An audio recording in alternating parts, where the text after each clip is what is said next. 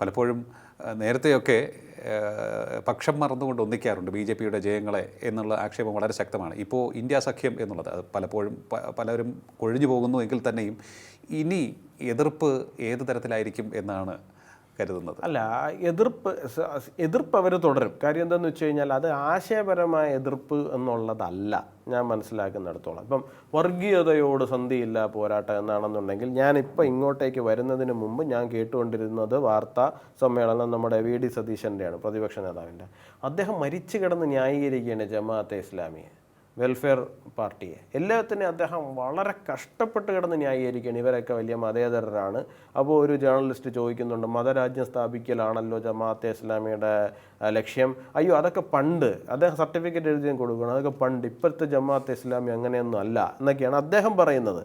നോക്കൂ, ആശയപരമായ ഒരു പോരാട്ടമാണ് എന്നുണ്ടെങ്കിൽ തീർച്ചയായിട്ടും ഓക്കെ, നിങ്ങളൊരു മതേതര പ്രസ്ഥാനമാണ്. അപ്പോൾ ആ മതേതര പ്രസ്ഥാനം, മതേതരത്വം എന്ന് പറയുന്ന ഒരു അവർ പറയുന്ന സോക്കോൾഡ് മതേതരത്വം, ഞാൻ പറഞ്ഞ മതേതരത്വം സംരക്ഷിക്കപ്പെടണമെന്നല്ല, അവർ പറയുന്ന ഒരു സോക്കോൾഡ് മതേതരത്വം ഉണ്ടല്ലോ, ആ മതേതരത്വം സംരക്ഷിക്കുകയാണെങ്കിൽ അവർ എന്താണ് ഏറ്റവും കുറഞ്ഞ പക്ഷേ അവർ ഇത്രയും നാൾ SDP ആയിട്ടും പോപ്പുലർ ഫ്രണ്ടും ആയിട്ടും ജമാഅത്തെ ഇസ്ലാമിയൊക്കെ ആയിട്ടും അണ്ടർ ദ ടേബിൾ മാത്രമായിരുന്നു ഒരു ബന്ധം ഉണ്ടായിരുന്നെന്നുണ്ടെങ്കിൽ ഇന്നത് പുറത്തേക്ക് തന്നെ അവർ കാണിച്ചു കൊടുക്കുന്ന സാഹചര്യമുണ്ട്. അപ്പോൾ അവർ ആശയപരമായ ഒരു പോരാട്ടത്തിലൊന്നുമല്ല, നിലനിൽപ്പിൻ്റെതായ ഒരു പോരാട്ടത്തിലാണ് അവർ നിൽക്കുന്നത്. BJP ഇവിടെ വളരാൻ തുടങ്ങിക്കഴിഞ്ഞാൽ ഇവർ കുറേ കാലം ന്യൂനപക്ഷങ്ങളെ പറഞ്ഞ് ഭയപ്പെടുത്തി. ഇപ്പോൾ ക്രിസ്ത്യൻ കമ്മ്യൂണിറ്റി BJPക്ക് വോട്ട് ചെയ്ത് തുടങ്ങുന്നു എന്നുള്ള കാര്യം അവർ തിരിച്ചറിയുന്നുണ്ട്. അത് അവരെ വല്ലാതെ ഭയപ്പെടുത്തുന്നുമുണ്ട്.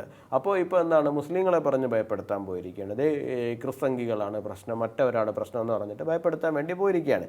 ഇവർ നമ്മളെ പരാജയപ്പെടുത്താൻ നോക്കുന്ന എവിടെയാണ്? പണ്ടെന്ന് പറഞ്ഞു കഴിഞ്ഞാൽ ഏതെങ്കിലും 1-2 മണ്ഡലങ്ങളിൽ ഇപ്പോൾ മഞ്ചേശ്വരത്തോ നേമത്തോ ഒക്കെ 1-2 ഡീലിങ്സ് ഉണ്ടാക്കിയിട്ട് നമ്മളെ തോൽപ്പിക്കുക എന്നുള്ളതായിരുന്നു. പക്ഷേ വരാൻ പോകുന്ന തെരഞ്ഞെടുപ്പിൽ അത് സാധ്യമാവില്ല. കാരണം ഞാൻ നേരത്തെ പറഞ്ഞു കൊടുത്തത് 4-1 നമ്മൾ അതിശക്തമായിട്ട് മത്സരിക്കുന്നുണ്ട്.